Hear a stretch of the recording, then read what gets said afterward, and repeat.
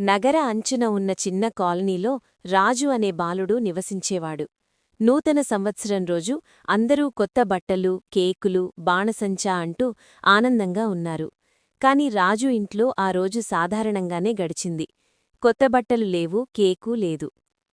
అదే కాలనీలో హదస్సా అనే అమ్మాయి తన తల్లిదండ్రులతో కలిసి పేద పిల్లల కోసం నూతన సంవత్సరం వేడుకలు ఏర్పాటు చేయాలని నిర్ణయించింది. ఆమె తన స్నేహితులతో కలిసి పాత బట్టలు, బిస్కెట్లు, బెలూన్లు తెచ్చింది. నూతన సంవత్సరం రోజు పిల్లలందర్నీ ఒకచోట చేర్చి పాటలు పాడించారు, ఆటలు ఆడించారు. రాజుకి ఒక జత పొత్తబట్టలిచ్చినప్పుడు అతని కళ్లలో ఆనందం మెరిసింది. ఇదే నా బెస్ట్ న్యూఇయర్ అని అతను నవ్వుతూ అన్నాడు. ఆ రోజు పిల్లలందరికీ నిజమైన సంపద డబ్బు కాదని, పంచుకోవడంలో ఉన్న ఆనందమే నూతన సంవత్సరానికి నిజమైన అర్థమని అర్థమైంది.